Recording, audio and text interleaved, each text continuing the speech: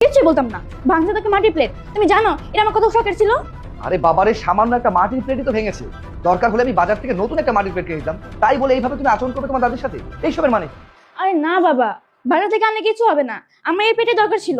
মানে তুমি তুমি এই মাটির প্লেট দিয়ে কি করবে? বাবা, তোমাদের দুজন যখন বুড়ো হয়ে যাবে তখন আমি তোমাদের কি শেখাতে দেবো? বুড়ো তো প্লেটে ভেঙে ফেলছে, বুড়ি কিছু বুঝে না, ও যদি শুধু কাজ করে।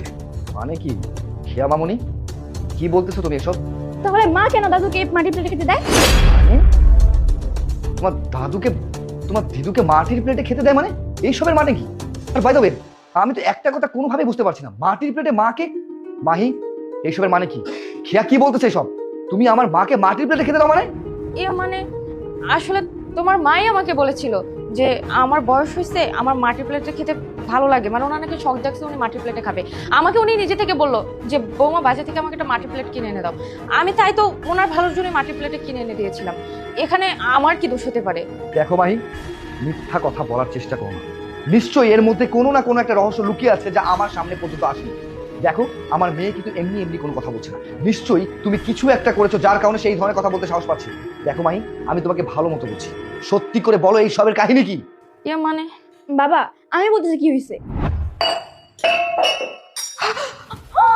কি হলো? আমার এত ভালো গ্লাসটা, আমার পছন্দের গ্লাসটা ফেলে দিলি। ওই করিস কি ভাবে? কি ভাবে মন করে থাকে তো?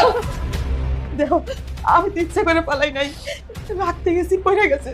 ইচ্ছা করে ফালাস নাই না, ইচ্ছা করে ফালাস নাই। আমি তো ভালো জানি তুই এরকম কেন করস, কারণ তোর কাজকর্ম করতে মন চায় না, খালি শুয়ে শুয়ে খাইতে মন চায়। শোন, আমার সংসারে থাকতে হলে না সুন্দর মতো কাজ করতে হবে, আর না হলে না রাস্তায় ভিক্ষার থালা দিয়ে বসে গেছে। সংসারটা তোমার ঠিক আছে, এই সংসারটা একদিন আমারও ছিল, ছেলেটা আমার। বড় বড় কথা, ছেলেটা তোর হলে বিয়ে করাইছি না, সারা জীবন আসলে বসায় রাখি। এই শোন, আর একটা যদি কথা বলিস না এমন লাইফ দিব না, একদম ভুলে যাবি সব কিছু, বুঝতে পারছিস? মন দিয়ে কাজ কর, আর যদি কোনো জিনিস নষ্ট করিস তাহলে দেখিস কি করি আমি।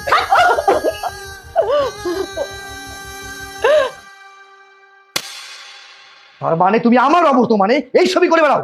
বাবা, মা যেহেতু তাদেরকে এই মাটির প্লেটে খেতে দিচ্ছে, তাই তোমার যখন বুড়ো হবে তখন তো তোমাদের এটা খেতে দিব।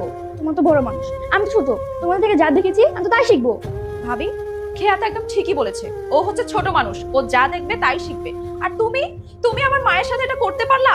আমার মাকে তুমি মাটির প্লেটে ভাত দিতা? আমি এটা তোমার কাছ থেকে কখনোই আশা করিনি। তোমার কাছে যদি আমার মা এতটাই বোঝা মনে হয়েছে তাহলে আমাকে বলতা, আমি আমার মাকে আমার সাথে নিয়ে রাখতাম। তোমার কাছে হয়তো আমার মাকে বোঝা মনে হতে পারে, কিন্তু আমার কাছে আমার মা বোঝা নয়। আর ভাইয়া, তুমি মায়ের খেয়াল রাখতে পারবে না এটা আমাকে বলতা? এইভাবে তো মাকে কষ্ট দেওয়ার কোনো মানেই হয় না, তাই না? আচ্ছা ঠিক আছে, যা হওয়ার হয়েছে। এখন আমি আমার মাকে আমার সাথে নিয়ে যাব, তোমরা থাকো তোমার